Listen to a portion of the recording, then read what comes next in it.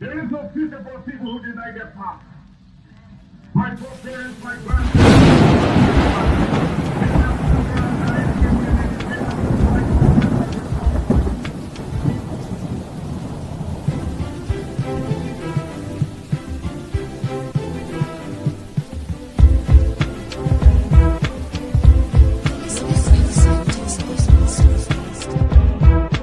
Welcome to the Final Boss Podcast, your ultimate destination for urban culture, community vibes, and live conversations with the movers and shakers of the streets. Join us as we explore the rhythm of the one beat at a time. Let's get the show started. Turn up the volume, sit back and relax, and welcome to the Final Boss Podcast, hosted by Turbo, the CEO, and follow us on all social media platforms. You're listening to the Final Boss Podcast.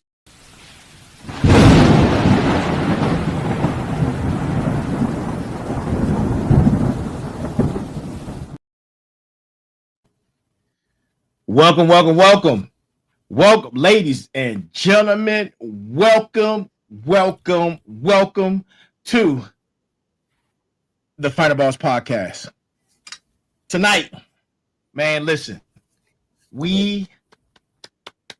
Before I get into the details, before I introduce the gentleman on the other side of the screen, man, this episode only, I'm not gonna get into that. But you know what? Let's give a clap for this tonight's episode. Let's do that part, right? I'm so excited, man. I'm so excited about tonight. And I'm getting ready to break down all the details of tonight and what's happening, right? If you've been following us since day one, you know what episode this is. The name of this episode is called the Sartorial Gladiator, a Centennial celebration, with this gentleman who's our special guest on the other side of the screen. I'm not going to give you his name yet. But it's coming. Let me tell you, there's a little quote. This is before we get into our brass tacks, but this is a little quote, and this is in reference to this gentleman. Where threads meet dreams and the fabric of success is woven with audacity. The gentleman on the other side of the screen, ladies and gentlemen, has the audacity to be great, and he's doing great things, not only but in the community, but he's world-renowned. And I'm still not going to tell you his name. I got to build it up. Man. I got to build it up. Listen, got to build it up. But, you know, you got to, man. Let's go. Drum roll. But tonight's brass tacks. Here's tonight's brass tacks. Tonight's brass tacks comes from no author, but here it is. Obstacles can't stop you. Problems can't stop you. Most of all, other people can't stop you. Only you. Yes, you. Only you can stop you. And that's our brass tacks for tonight. Man, we're going to give a toast to triumph, to the special guests on the other side. Yes, sir. Because, ladies and gentlemen, we've reached the summit of podcasting. We're at the Mount Olympus of podcasting. 100 episodes later, and we're still not running out of Final Boss energy drinks, which is in this mug right here. But look,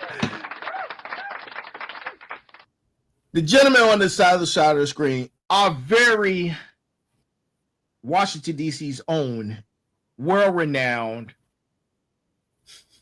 Hector Williams Jr. Yes, let's give him a hand. My man. Let's go. Thank you, sir. Yes, sir. The Da Vinci of dapper, the Michelangelo of menswear. In my phone, no cap, in my phone, he's known as Hasachi, Mr. Hasachi, because man, let me tell you, his work is incredible. His work is incredible and it's inspiring.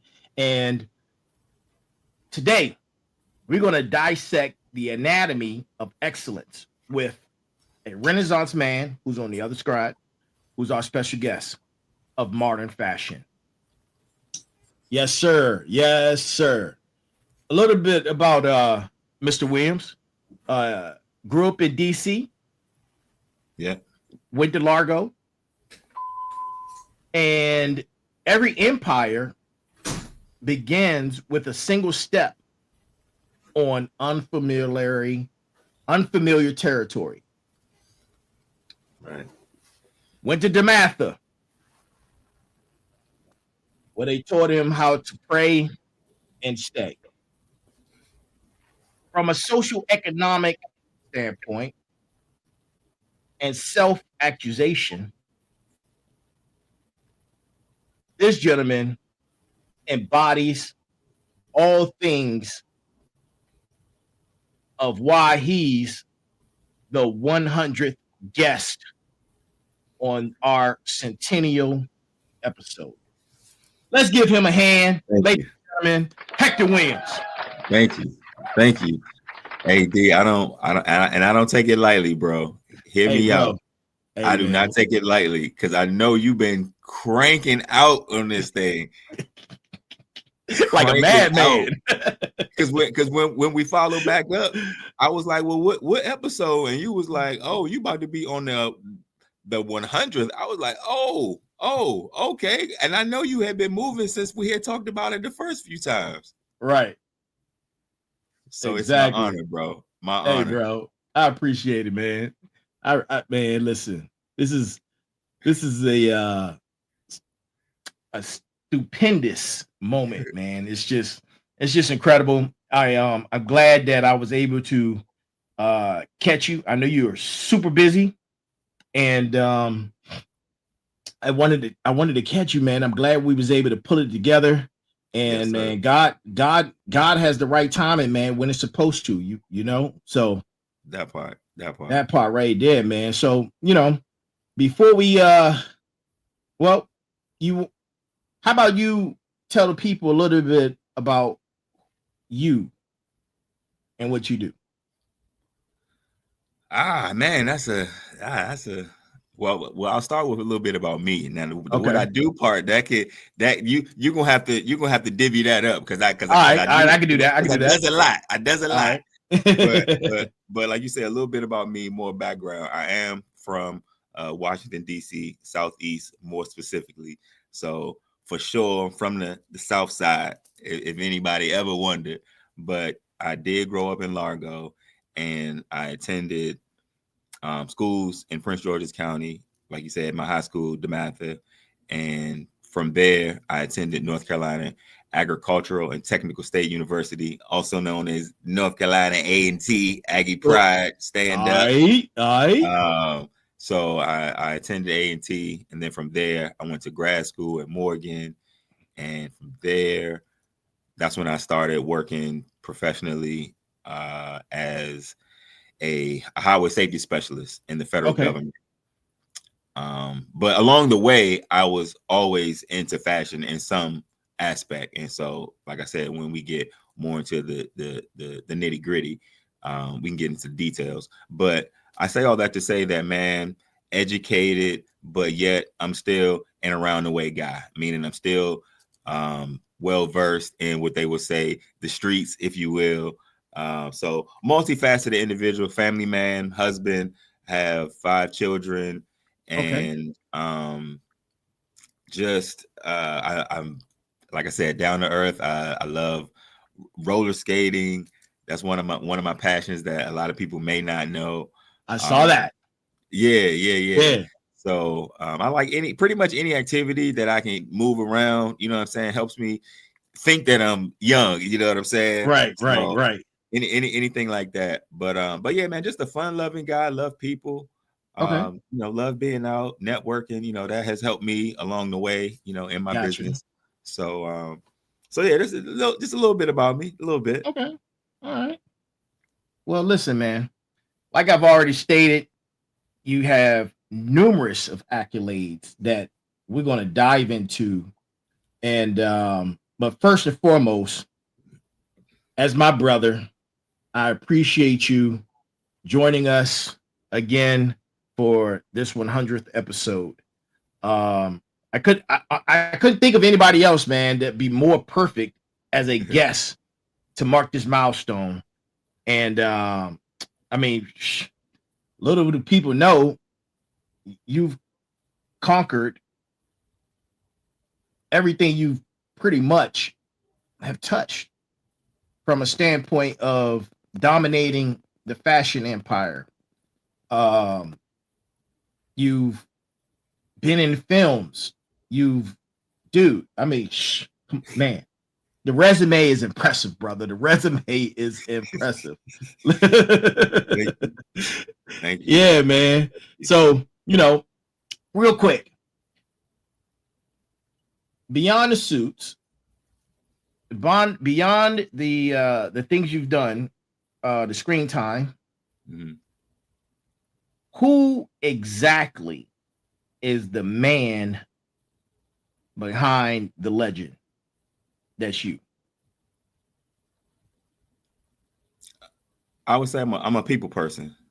At the end of the day, I'm a people person.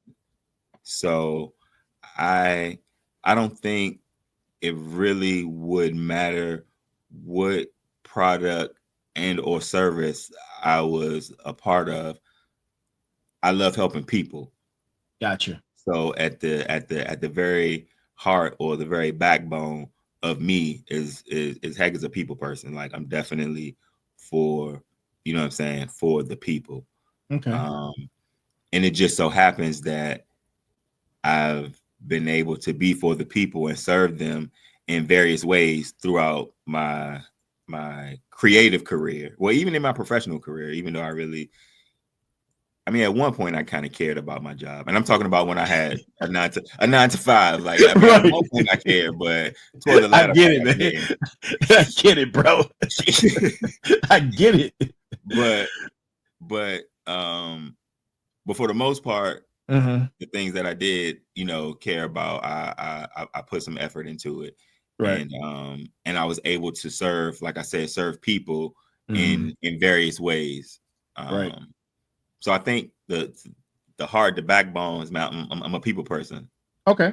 So I want to bounce back on something you had stated in reference to how you felt about your job at the time that you had it. Listen, smarts and final bosses, the entrepreneur spirit starts before you become an entrepreneur. Say that again. Make sure the entrepreneur spirit starts before you become an entrepreneur. So I get it. As an entrepreneur, I've had jobs, but deep down inside, man, I always knew my core is business and a business owner. So like Hector was saying, yeah, at that point right there, exactly. Yeah, at one point you working for them and you kind of blinded. I mean, yeah, man, because you want the coin, and absolutely, you might be, life. Once you over 18, life, so you gotta pay for life. You know what I'm saying? Exactly. Yeah. So man, you grew up in Southeast and Largo. I grew up in Northeast. Okay. So Southeast is where your story began. Can you paint us a picture what young Hector was like, and how did Washington, D.C. and the fashion in Washington, D.C. shape your fashion empire? Got you. Well, I'll say that honestly, my older brother, okay, on my mom's side, he was my first fashion inspiration. Okay. Because and we're gonna be transparent 100 on this, because that's what we do on some boss stuff. So absolutely. My father, he was not around when I was younger. So the male that was in the house was my older brother. Gotcha. And he was or is 11 years older than me. Mm-hmm. So I looked up to him, man, and he was fresh. I mean, fresh. And see that you know history repeats itself, and especially in the fashion game. So now you have the younger generation wearing some of the stuff that we grew up on. But if they would have tried to wear it like 3, 4, 5 years ago, they would be considered like crazy. But now it's back, like the Sergio Tacchini sweatsuits, right? You know what I'm saying? All the classic throwback stuff. You know what I'm saying? Like, yeah, man. Real they don't know the origin of it. Right, they don't. So the times that I'm talking about is when this stuff was first coming out. Yeah, early 80s, right? Yeah, when the culture 80s, hit hard, right? Yeah, yes. I'm talking about when Georgetown was a thing. Yeah, and I'm not talking about Georgetown University, people. Mm-hmm. I'm talking about Georgetown district. Right, right. Georgetown was the thing to do. Yeah, and if you wasn't getting your stuff from George, like, bro, where you going? What you doing? Exactly. Prince and princesses, the jewelry stores down there. Absolutely. Dude, the Super Tims, the Feelab, you already know. Absolutely. You already know. That's what I'm saying. And yes, so my brother was down there. He was one of them. And so because he was in the house, that's what I saw. Right. And I was like, yo, I didn't say this to him at the time, like, you're cool. That was all I knew. So I didn't know if it was necessarily like cool or not. It was just all I knew at the time. Right. You know what I'm saying? But that's where I kind of got my first sense of fashion and coordination from. Because I tell you, I used to wear my brother's sweatsuits to school, like, and I wasn't supposed to.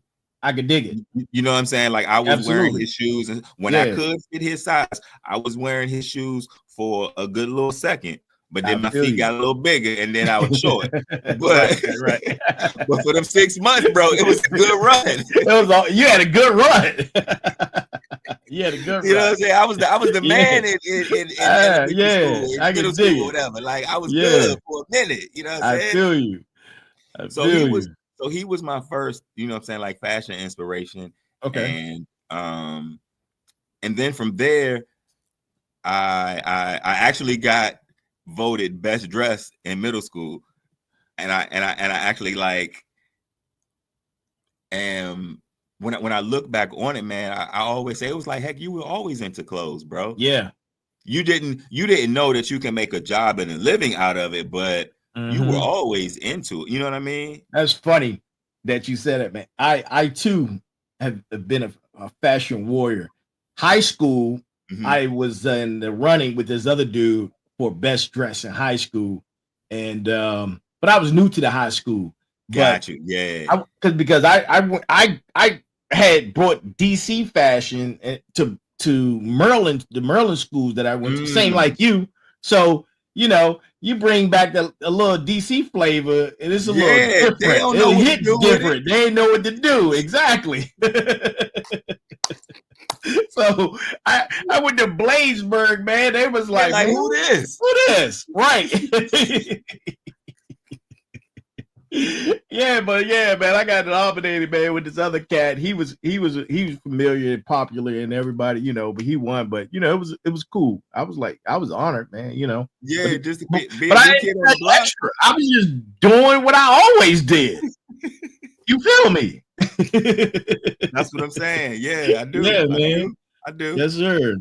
I do. Yes, sir. But yeah, man. Thanks for sharing that, man. That brings back some good memories, man. Going down memory lane.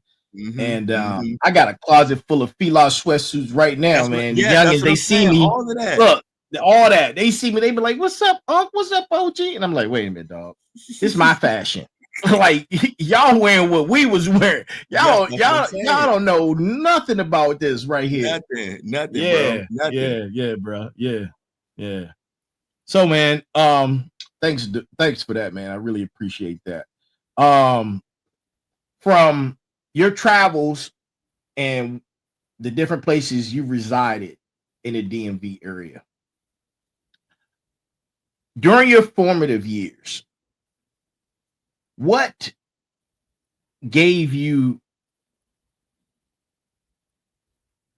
or what made you grounded in excellence that still drives you today? I would probably say in my formative years, it would had to been my mom and my family. Okay, cool. You know what I'm saying? Like I said, Pops wasn't there, unfortunately. Right. So all I had was moms. You know what I'm saying? And then, you know, I did have the fathers of my friends. Oh yeah, like the community. Absolutely. Yeah. So like we were talking about earlier, like community, like I saw the value in that very early. Like, cause I was very close with a lot of my friends, pops, like the people that I played like football with, because I started playing football like in elementary school, 4th, 5th grade. So their parents, you know, became my parents. Like it was a village. You know what I mean? It was a village. Yeah. So when I would go and spend a night over their house, I'm also getting nuggets from, you know what I'm saying, their parents, or more specifically their father. So I did have positive father figures in my life, just not in my home.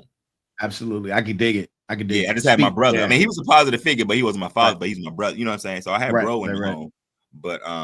But in terms of the grounding per se, it was definitely moms and as well, like I said, some of my friends' fathers.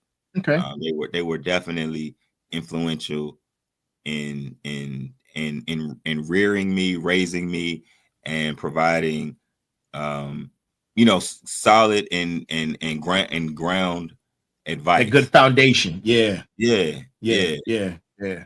Well, man, I appreciate that also, man. You know, I love and I am completely fascinated.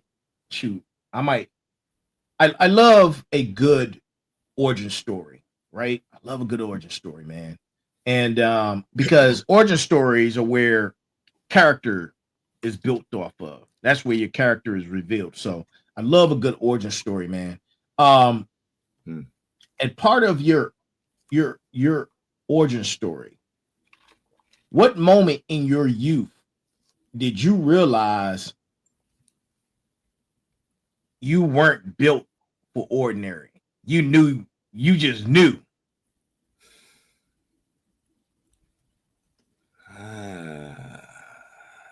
When did I know?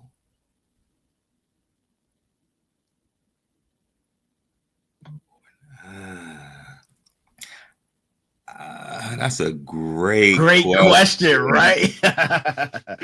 Because I'm trying to think as a child if bro, you can say if anything kind of struck out. Because look, I tell people, I knew I came out the womb like, yo, I'm here. So yes, you know, I didn't know. I ain't come out with this. No. That's what I'm saying. It definitely wasn't early out where I was like, like, nah, it wasn't. Yeah. It wasn't. I mean, I think it was probably. It probably was in like middle school, high school ish. Like middle school ish. I knew I had swag because like. My moms would take us shopping in New York, and like I was intentional about my clothing. You know what I'm saying? I was very intentional. I was intentional about coordination and what pieces I was putting together. Like I was very intentional about that. Like in the 8th grade. I got to do this. This is part of the show. Let's go. You just said something very profound. I'm gonna throw a positive flag. Throw a positive flag on the play. Okay, let's get it. Green flag. Listen, all the most successful people in the world make that exact statement. You have to dress with and be intentional with your dress. All the most successful people around the world say that, man. I follow a lot of these guys. Matter of fact. I have a segment on my Monday shows called Motivation Mondays. Right. And I'm talking about the 6 pillars of success. And I talk about most the highly top tier successful people around the world. They're in their biggest secrets, and that definitely in their top 10 of secrets, man. It seems that those who dress really well, it success follows them. It's an energy thing. And I was told, like, at a young age to dress for where you're going and not for where you're at. That part right there. And that ties right into what, you know. Now, I wasn't doing that intentionally because that was my motive when I was in the 8th grade. I was just trying to be cool in the 8th grade. You know what I'm saying? Right. My intention was, I just want to make sure, all right, I'm putting this yellow with the yellow hat with the blue pants and the right sock with that. You know what I'm saying? It was just more so that I wasn't trying to be, like, you know what I mean?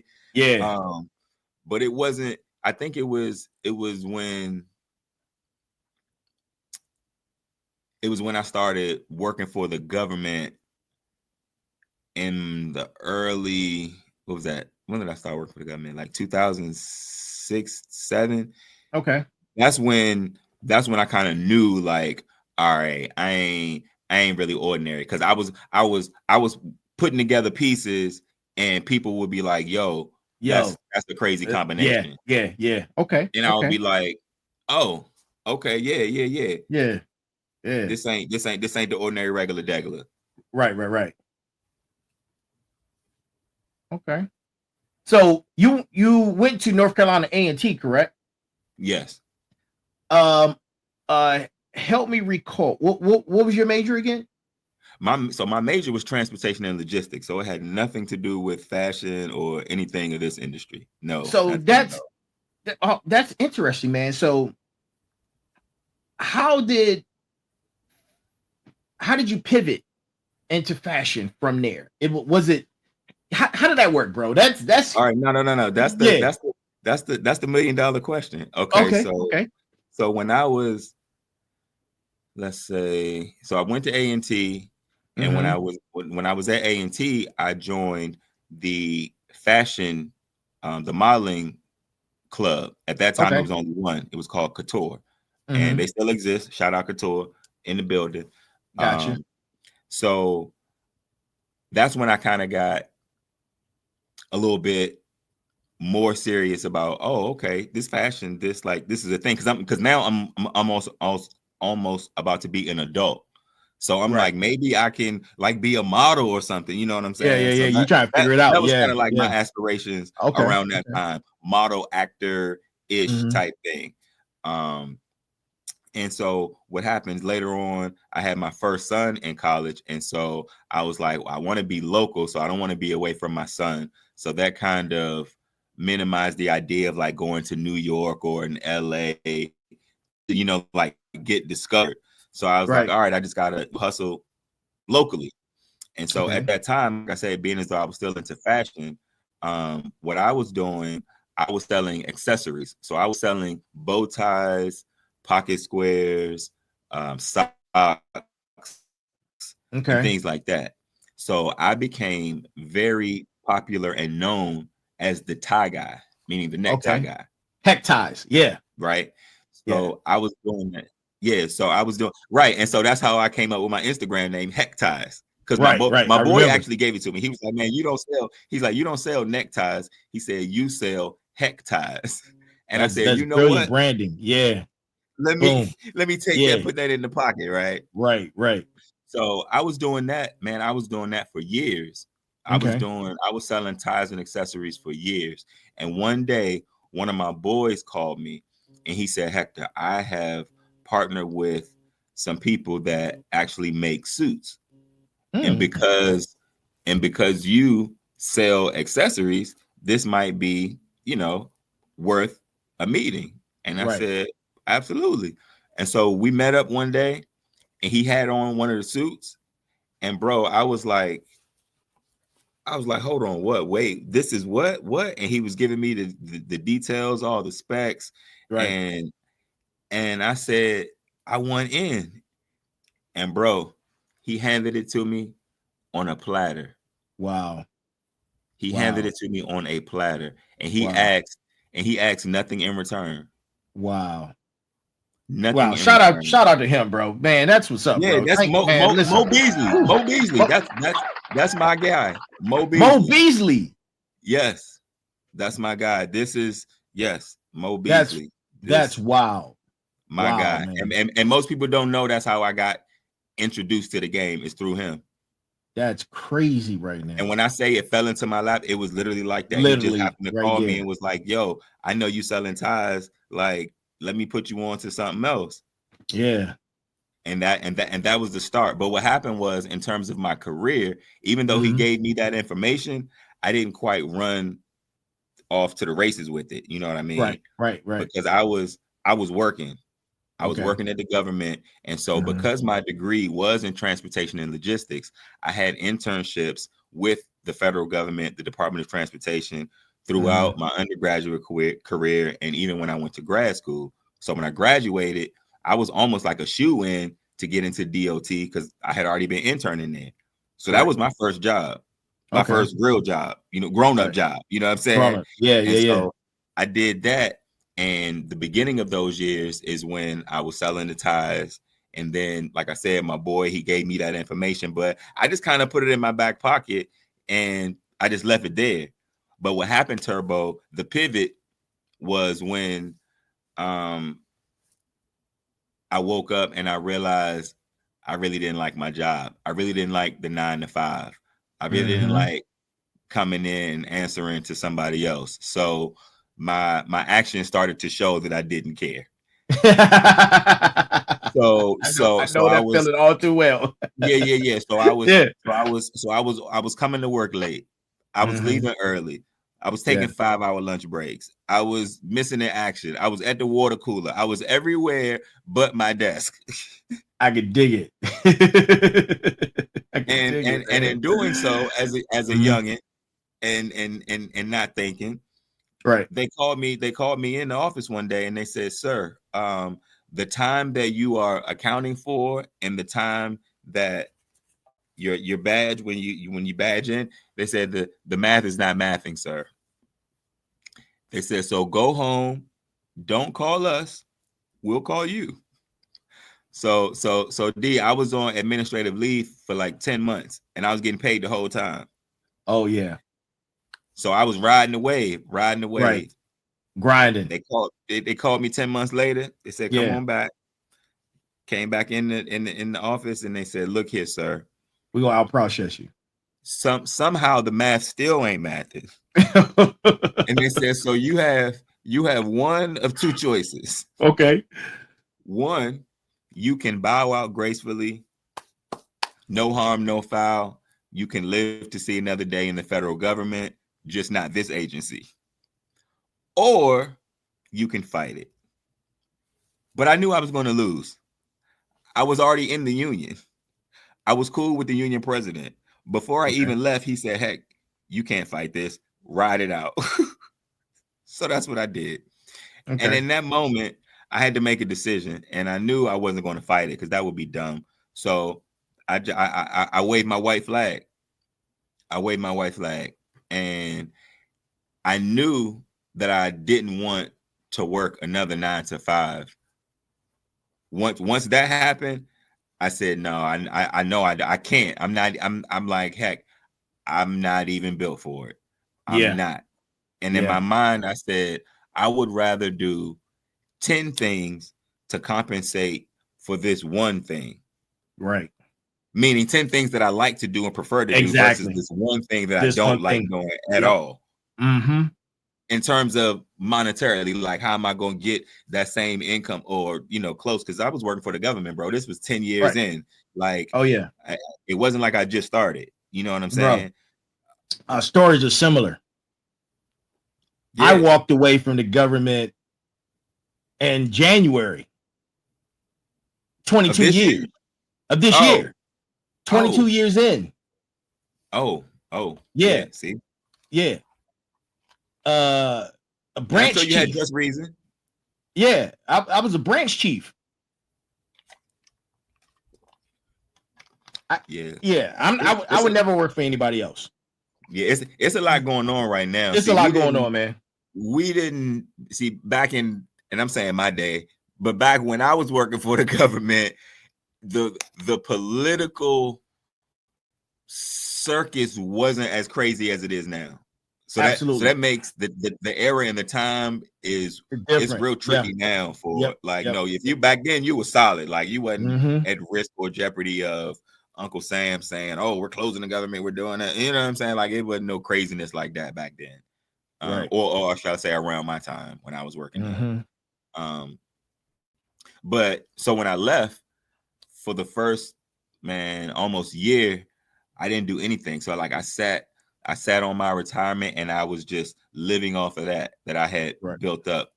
But when it started to dwindle, it dwindles fast. Real fast, real fast. And especially when you don't have nothing coming in. I'm talking about when you ain't had nothing coming in, especially not in comparison to what you was used to getting come in. It's a game changer. It goes fast. And that's when they say the shit hits the fan and the rubber meets the road. And I said, you know what, heck, I have to make a decision. I have to do something. And then I just looked around and I said, yo, what do I have? And I looked in my back pocket and I said, oh, I got this clothes thing. I never really gave it a shot. I said, let me see what's up with this. And that's when I started to get serious about this. And that happened in, because I left the government in 2016. I don't think I started really going hard with this until. I didn't get that. Could you try again? Siri, I didn't say nothing to you. I didn't get back into the game. Yeah. I didn't get back into the game until probably like 2018. Okay. Yep, because like I said, I left the government in 2016, and I didn't start going hard with this until about 2018, man. Wow. So it took me a while. It took me a while. But like I said, I was sitting, I was relaxed, I was complacent. I was just chilling. But you can't chill forever. You can't chill forever, man. And that's man, so many parallels in that story. It's man, that's congratulations, man. Congratulations. Like, for real. To be able to walk away and through resilience, you figured it out and you made it happen. Like, real talk. Can't, years later. Yeah. But that but it happened. You know what I'm saying? Like, you kept going. You went through all the pitfalls and you just kept going through. You kept going, man. I preach about pushing through those moments and keep going and not quitting. Not quitting is one of the 6 pillars of success and resilience. Not quitting and just keep on pushing through. So let me ask you, because you made a lot of points in that last statement you made, man. So you were studying logistics, you went into the government. How did your studies prepare you for your fashion empire? In what way? Are there connections?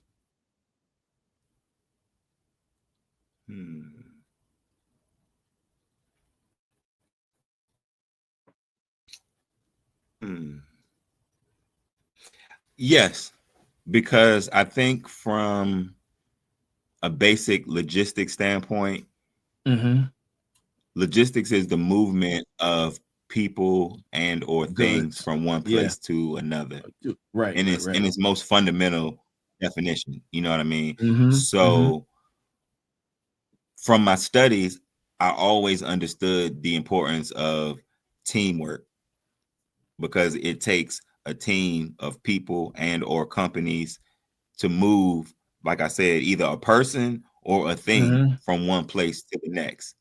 There are a lot of, no pun intended, but there are a lot of moving pieces in that. You know what I'm saying? but I understand that every piece is important. And so I think that is one of the fundamental takeaways that I have definitely applied to my business in fashion, as being a designer as well as a manufacturer. Okay. So I know the importance of a team. Got it. For one, I can't do it all by myself. That's right. You can't do it. You can't. You can't. So you have to have a team. And because I can appreciate every aspect of the team, no matter how big or small somebody else may think or deem that position or aspect, I know every part matters. Absolutely. So I treat the people that I work with and collab with just like that, even if their part is maybe 2% of the whole 100% project. Yeah. Like without your 2%, bro, I wouldn't have my, you know what I'm saying? It's a cog in a well-oiled machine. Yeah, absolutely. Yeah, without your 3%, whatever it might be, it wouldn't be complete without it. So I still need you. Yeah. And I'm going to treat you like you was the 97%. Like, you know what I'm saying? Absolutely. That's the one thing I know, carries over from one, one field, you know what I'm saying, to the other. Okay. This one, for sure. Gotcha. I listen, man. Thank you again. Hey, real quick. Yes, sir. Can we pivot a little bit to some fun times? Let's talk about Hollywood, man. Let's talk about Hollywood. You ready? Yeah, you want to talk about that? Let's talk about it, bro. Because that's what people be wanting to know, man. Like, yeah, we know your early start, but like, what you doing now, bro? Like, about the early start, because I want to build up, bro. I want to build up. Like, no, of course, but now it's the juicy stuff.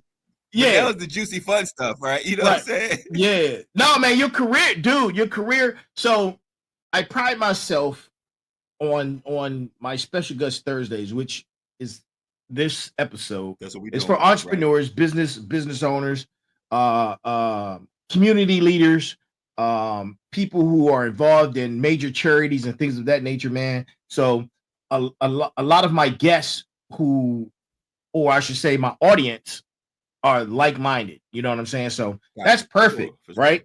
That's perfect. But let's talk about your early career in Hollywood. Dude, how did you get role bounce, man? Tell us about that. How did that happen? Skating. Skating. So yeah, right. so I'm really a skater at heart. Like, okay, you're that guy. Before the fashion, before all of this, like, bro, skating. I'm a skater. Like, have my own pair. Like, yes, passionate about it. So what happened was, early when they were trying to do the film, they needed authentic skaters. So they were shopping around the US for individuals, good skaters. And so when we found out, like, yo, they're doing an audition for skaters, and we're like, yo, we don't have to practice for that. Like, that's what we do. You know what I'm saying? Like, yeah, we can audition right now. And I'm like, cause I already skate every weekend at matinee. Like, I'm already going skating 9 days a week. Like, you know what I'm saying? Oh, like, wow, nice. You don't have to train me for no tricks. Like, I'm doing the tricks.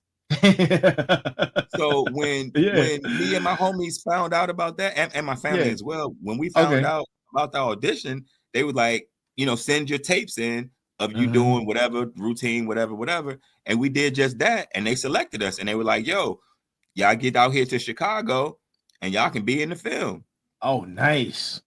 So that's nice. Okay. I went, my sister, my mom, and a couple of my friends, because we were all in a skate group at that time, a skate club at that time. Right. So we went out there, man, and I'm the type of person where I'm gonna figure it out. Meaning if you open that door, I'm gonna figure out who's who, what's about to go down.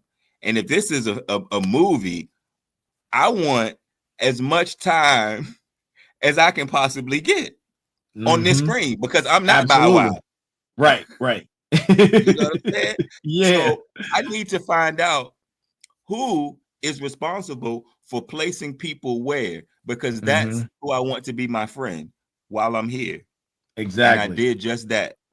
I found out who was responsible for putting people where and what scenes and the placement. And I said, and I befriended her. Wow. And guess what? You can go watch Roll Bounce right now. Oh, I'm going to watch it again. No, listen, I can tell you 3 exact places where I am. Okay. To this day. That's dope, dude. That's dope, man. Thank you for sharing that. That's crazy. That's crazy. Yeah, man. So that's how that happened. And so even to this day, when people be like, when I say something about skating, they'll make a joke and say Roll Bounce, and I'll be like, yo, I was in that movie. And they'll be like, really? And I'll be like, yeah.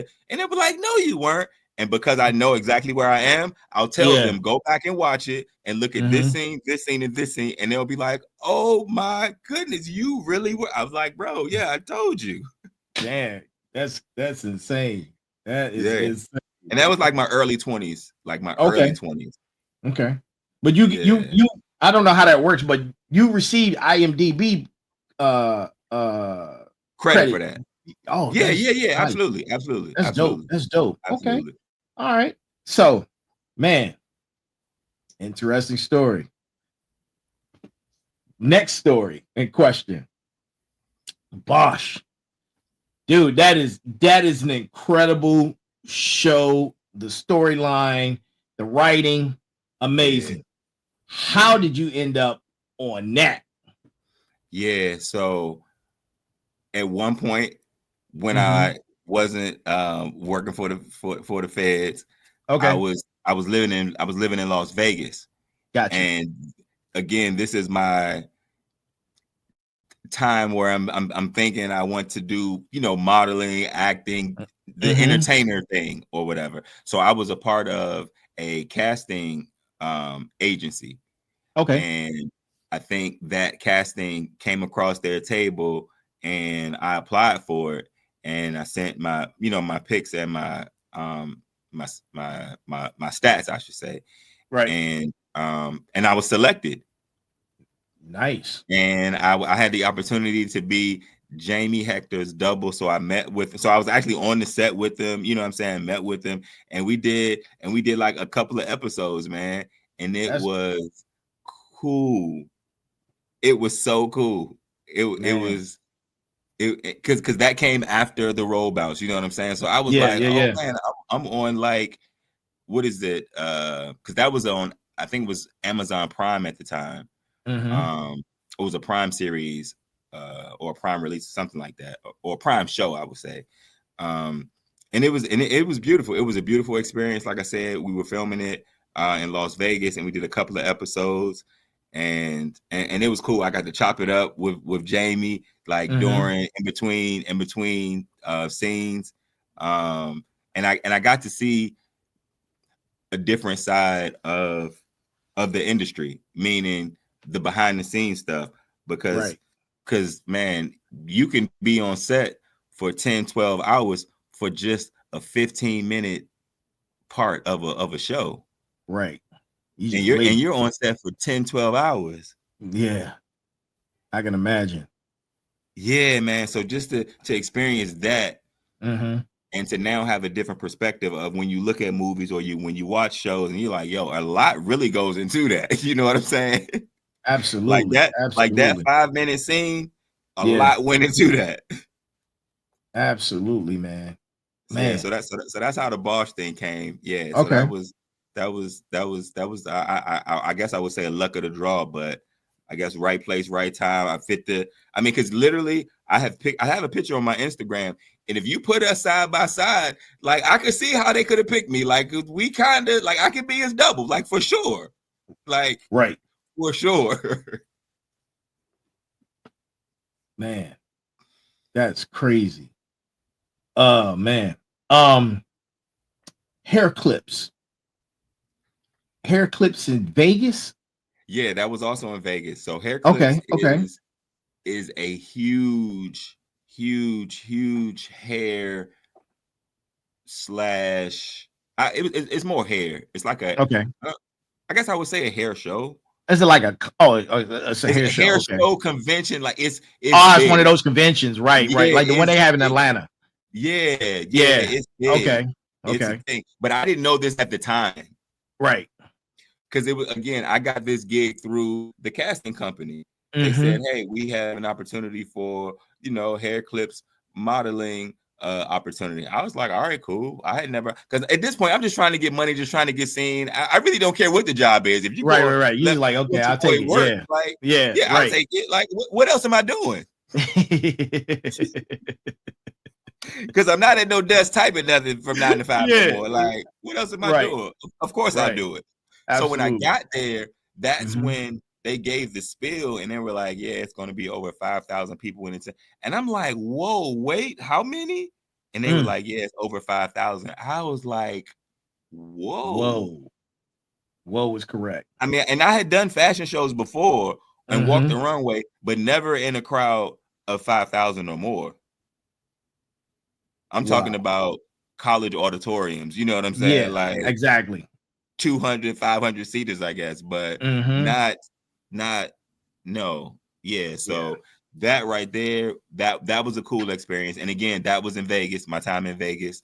And I didn't know, again, how big it was until I was there and I was talking to the people and I was seeing the production. And I was like, just for a fashion show? But it was a big fashion show. You know what I mean? Fashion show. Yeah. I think the one in Atlanta don't. It's probably the one in Atlanta might be bigger. Honestly, is it called Bonner Brothers or something? I don't. I have to do some research. I have to look it up. But I think and that's the thing. I wasn't really big into the hair thing, so I couldn't tell you. I was getting all my information in real time while I was there. I was like, oh, so this is the thing, y'all. Like, y'all really do this? Like, every people come out for hair stuff, and they were like, yeah. Dude, it sounds like you blessed and you've been at the right place at the right time on many occasions. Absolutely. I'll take that too, for sure. For sure. Yeah, absolutely. So ABC's, what is it? The Good Doctor? Good Doctor. Is that the show? Good Doctor. Yeah. Let's talk about that one. So with the Good Doctor, I actually met Hill Harper at an event in DC. He was speaking. And this is getting back to the networking piece. I actually met him in the hallway after he had finished giving his speech, and I, congratulated him on his speech. Right. And he asked me about what it was that I did, and I told him I was like, I'm in the clothing business and I make custom clothes. And I think at that time I was only doing menswear. And he said, "Oh, really?" He was like, "Well, I would love to support you." He said, "I'm on the Good Doctor.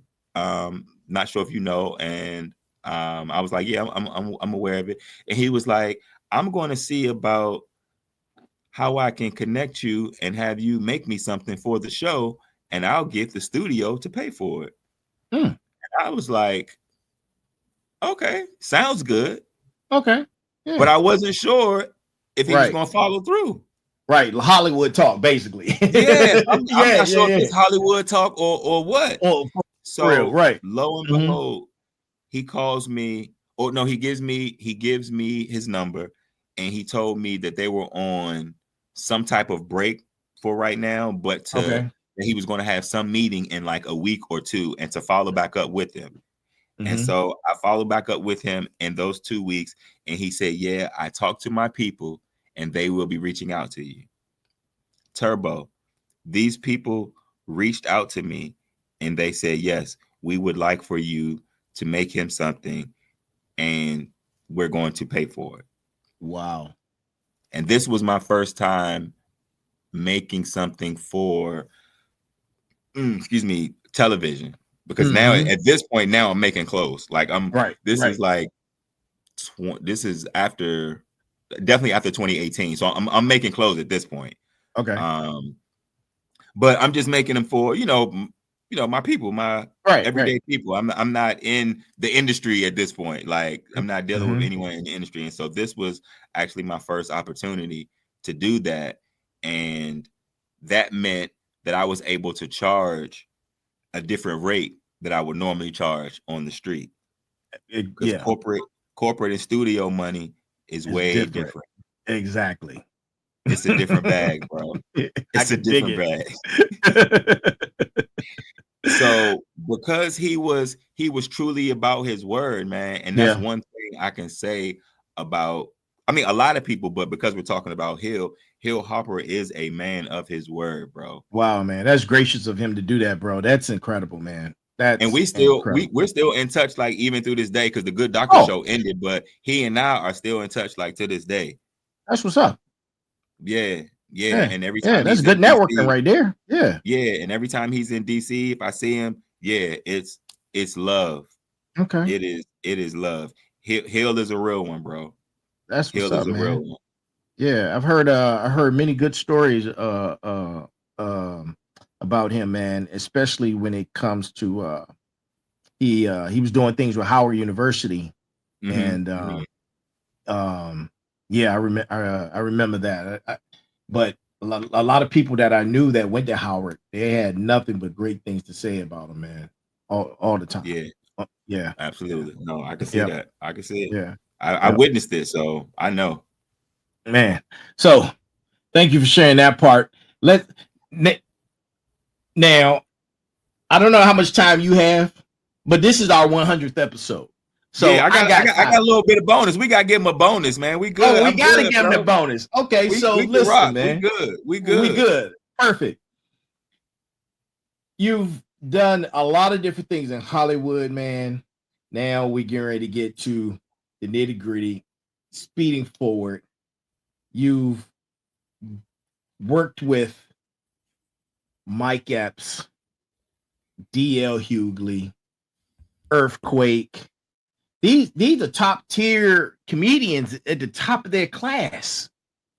Man, what's the secret sauce, man? What's the secret sauce in building authentic relationships and the fashion industry and the things that you've done for so many people? Man, honestly, I think first and foremost, you gotta have a good product. Yeah, because these people been around. Yeah, so they know. You know what I'm saying? They know good stuff and they know not so good stuff. So the first thing is you gotta have something good. You know what I'm saying? And then I think beyond that, you have to be about what you say you're going to be about. So if you say you're going to, do something at a certain time and or provide some type of feedback or something, or even a product in a certain time, you got to be about it. Right. You truly have to be about it. Especially dealing with a certain type of, clientele. Exactly. Like you said, these are A-list folks, bro. Like A-list. They rocking and rolling. They can go into any store and shut the shit down and buy the store. You know what I'm saying? Yeah. They have that ability to do that. And if they trust me to make them a garment, I gotta come correct.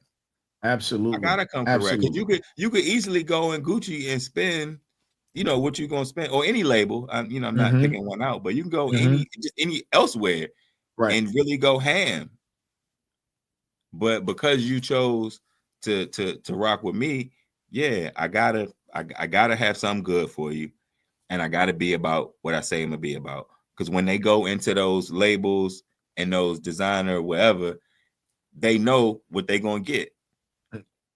You know what I'm saying? So it got to be the same way with me. Like after you finish rocking with me, you got to know what you're gonna get.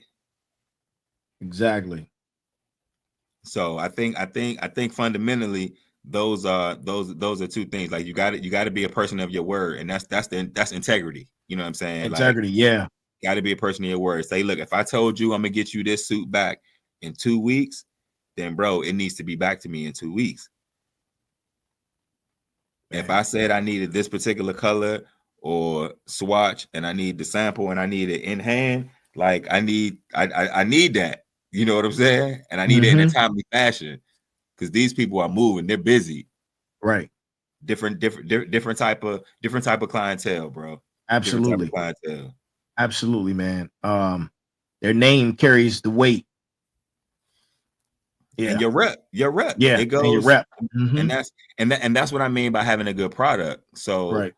I've been able to get into rooms because I had a good product. Let's talk about the product. The brand is Tyler McLean. Tyler McLean. Yes. Okay. Sir. Yeah. Let's talk about the brand, man. And I'll firstly start with, a lot of people don't know that that's the name because they just know me and they just know me as a face. And they're like, where's Tyler? Who's Tyler? So Tyler is my son, my oldest son. Right. So I named the business after him. And McLean is actually my middle name. Gotcha.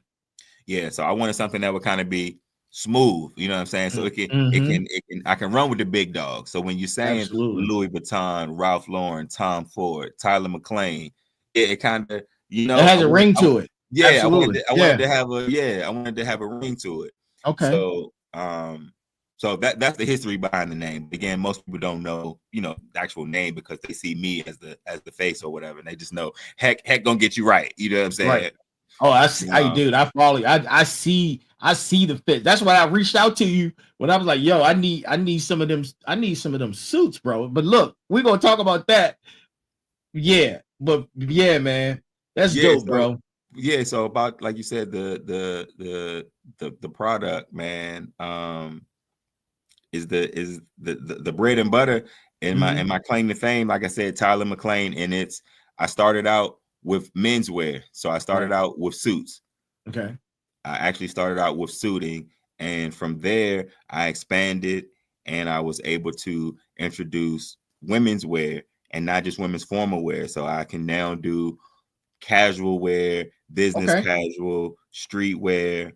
I can do kids. I've now gotten into being able to manufacture merchandise, man. So I can do hats, caps, book bags, anything that you can put on your body. Yeah. I now have the wherewithal to make it happen.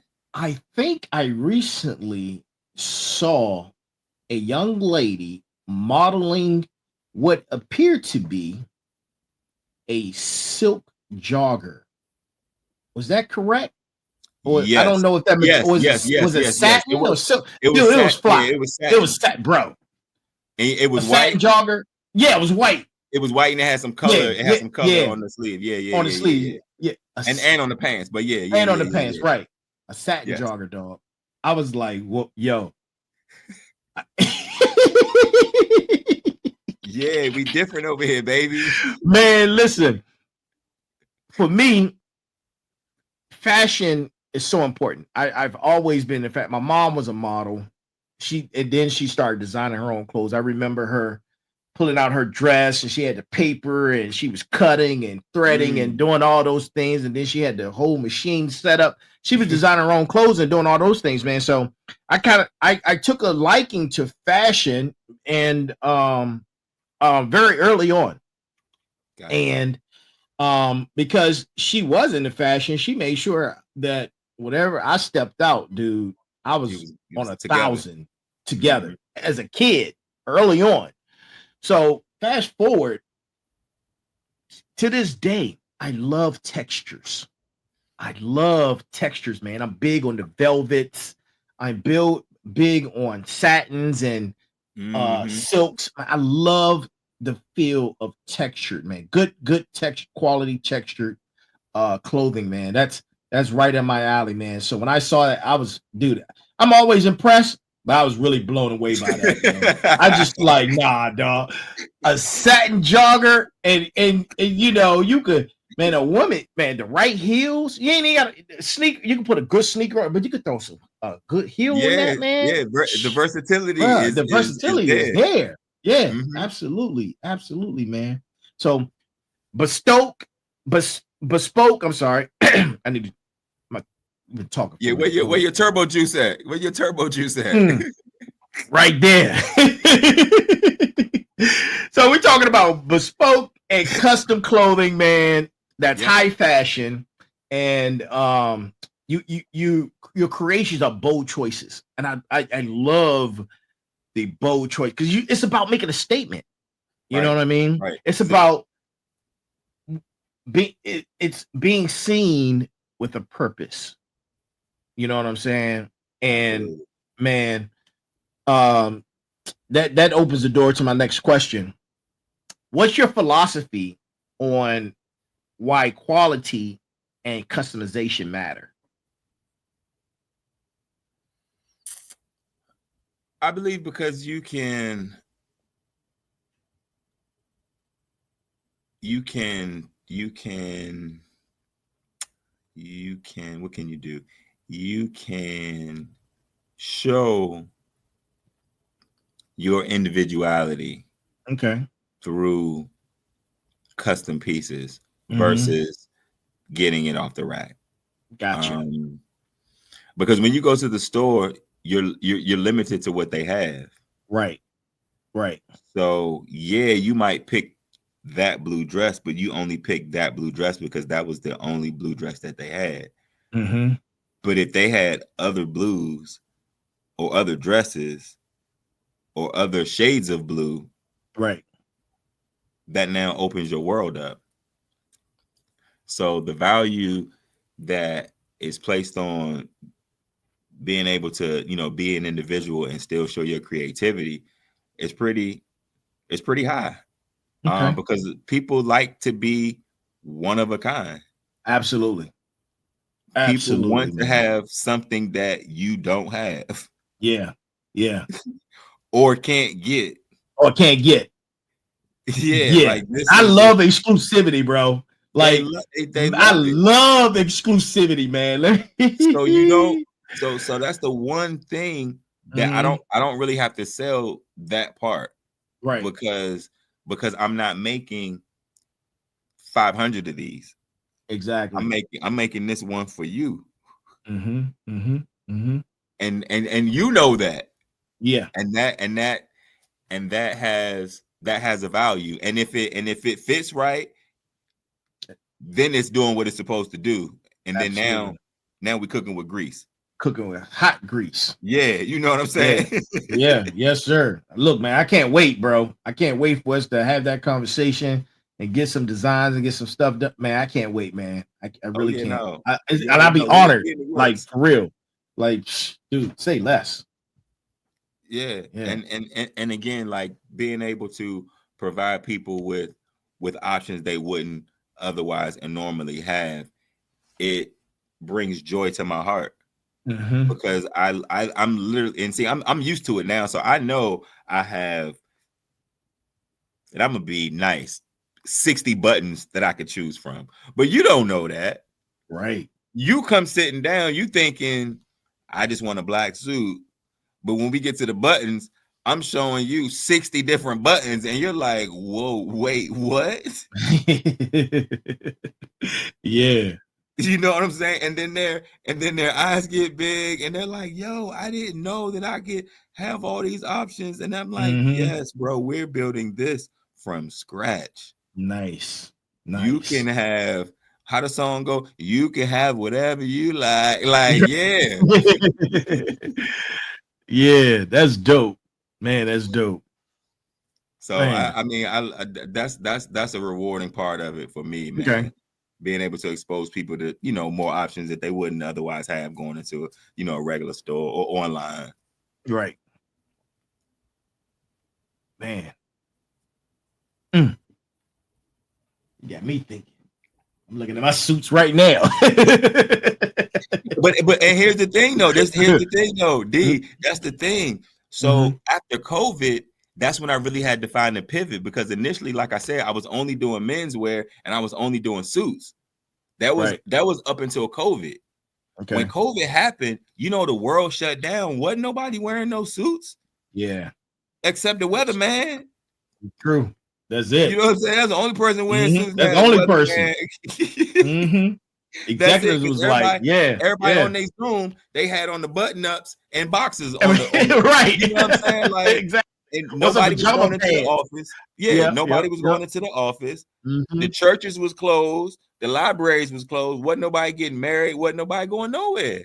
Right. Yeah, it wasn't no prom. Schools was closed. Like what? Wasn't nobody doing nothing. Man, they didn't even have any funerals. I said, heck, you got to figure out something. You like selling clothes, but what else can you make? What else can you do? Right. And because people started, like I said, to wear more business casual, I said, oh, okay, all right. Well, we about to get in the business casual lane. Okay. And I said, oh, okay, all right. Well, I don't want to just be limited to men. So I need to partner with some folks that do some stuff for women. Because if I can do stuff for women, oh, that's gonna change the game. That's a game changer. That's a game changer. Because now I can market to anybody. Right. I don't have to just go to the men's meeting or the men's convention or the men's conference or anything like. I can go anywhere. Right. Everybody's a potential client. Everybody. And then after I got into the women, I said, okay, well, let me expand in what I'm able to offer, meaning like the business wear, the formal wear. And now I can do, like I said, casual. I can do streetwear. I can do anything that you walk out this house and you see somebody wearing, I now have the ability to make. And that right there, my friend, is a wonderful and beautiful thing. And that's a long time coming, bro. And I wouldn't have seen this years ago at all. Congratulations, man. Congratulations, man. That's Thank you. You going through the different spells of businessman and rising to the occasion through resilience. That's powerful, man. That's powerful. Shout out to you, man. And as you continue to grow. Because business, we're going to continue to grow in business. Yeah, of course. I definitely got a lot of growing to do, man. I'm just scratching the surface, bro. Like, for real. Yeah, I feel you, man. Definitely. Because the goal, real quick, is to be more intentional. See, a lot of the stuff that I have been able to do thus far, it wasn't that intentional. Okay. Certain aspects, you know what I'm saying? Some right. Yes, but I mean, I'm talking about a consistent spell of intentional decisions. I'm not talking about my back is against the wall and I really got to think, oh, what the hell am I going to do? Yeah, that's intentional, but your back is against the wall. I'm talking about a consistent flow of decision making that's intentional. Right. That's the next phase of the game for me. Wow. Well, man, thank you for all the different stories. Thank you for sharing all of your gems for business and your different walks of life. You know, we could do this all night. Like we could do this all night for real. But ladies, give them a double disc. You might have to give them a double disc, like back in the day. We might have to do that, man. Like, yeah, we might have to do that, man. Or just give them. We don't have to give them a part 2 real soon. Okay. Like when you start up the next season, like absolutely. Like have me on the joint early, look, bro. Man, we could do that, man. Look, we could put you down season 3 already, man, because there's so much more that we could talk about, and we just, because we're just flowing, it's so natural, it's authentic, and man, we're just scratching the surface right now. But ladies and gentlemen, shout out to my man Hector Williams, designer of Tyler McLean, and I'm gonna let him tell you where you can find his stuff and his products and his social media and all those great things. And you have the floor, sir. Absolutely. Thank you. I appreciate you again, D, for having me on, man. It was an honor. And before I even get into that, I just want to congratulate you on your continued success with the podcast, as well as your other endeavors that we don't want to just spill out to the people. But I definitely wish you continued success. And when you told me that this was going to be the closeout for the season, I was like, oh yeah, I'm glad I got to get a chance to get in on this side, because I know when the joint keep going, it's going to keep going. And I might have to get in on the 101 episode. And I'm like, bruh, like, what we doing? Like, where my spot at? I got you, man. Say less, man. Say less. I got you. Yeah. I appreciate you. Yes, sir. You know, following up and being a man of your word and being on top of it. Like, yo, I need you on there. Let's get it. So thank you for that. But people can find me on Instagram at Hecties, and that's HECTIES. And I'm on Facebook under Hector M for McLean Williams.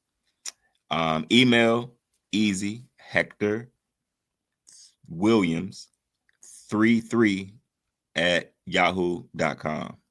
Okay. Those are the main ways you can reach me. I would give out my number, but I ain't doing that on here. And see, that's the thing, D. No, for real. So that's the thing. So I don't have a website. Well, I do have a website, but it's not a traditional website. And the reason being is I used to make a joke and was like, I am my website. Like I don't need a traditional website. But that's not the truth. I used to just make a joke about that, just being lazy. But the truth of the matter is, most of my clientele I have gotten through word of mouth. So that makes sense. I haven't had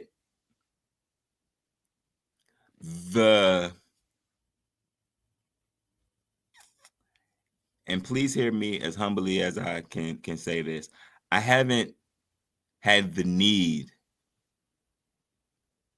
to do any extra marketing and or advertisement. But not to say that I don't want more. No, but that makes sense. But you understand what I'm saying? Like, humbly speaking, like, everything has been word of mouth. Somebody and I'm saying that to say that shit has kept me busy, bro. That's what I'm saying. And when you're speaking from a point of your product and its refinement, Rolls Royce don't have commercials. Lamborghini don't have commercials.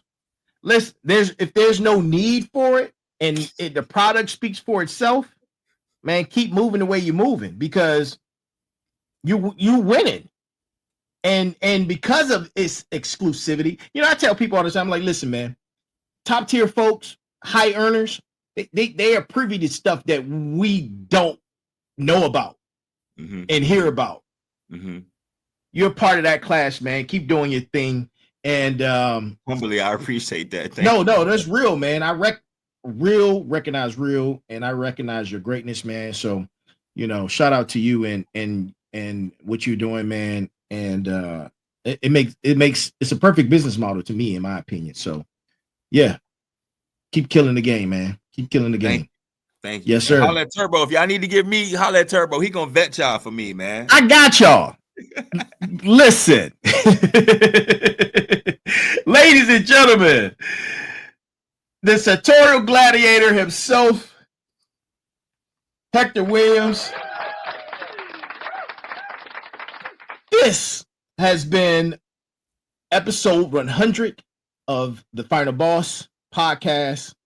Thank you for being a part of our Centennial celebration. Smarts, Final Bosses, please continue to build on your story as we're on this journey together. Absolutely. This concludes the second season of the Final Boss podcast. Season 3 is coming in a few weeks with more products. A lot of stuff is coming. So bear with me. A couple of weeks is going to pass by. But in the meantime, Motivation Mondays, because Motivation Mondays just started, will continue. But the sitting down on Sundays with Final Boss, the Tech Tuesday show with the Sensei, and our special guest episodes on Thursdays. We'll be back in season 3. But Motivation Mondays will continue. So stay tuned for that. I'm really proud of that. I'm working on some major and big things with Motivation Mondays. So, man, again, thank you for your support. Please continue to send us your feedback. Our email is at info@the Final Boss Podcast. One word. Go grab you some merch. The merch is out there. Go grab you some merch from the merch store. The merch store link is www.thefinalbosspodcast.com. And as always,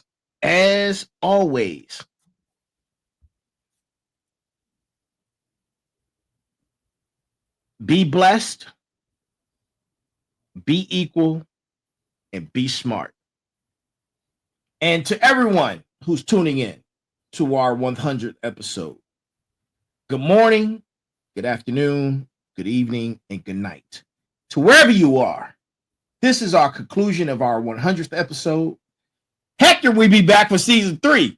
Yes, sir. He might make it to season 3, episode 1, because we got to finish this conversation. So we're going to talk about that. But, man, it's been great.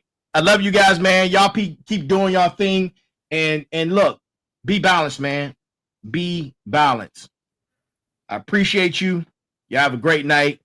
Talk to you and see you soon for season 3. There it is. Let's go. Let's go.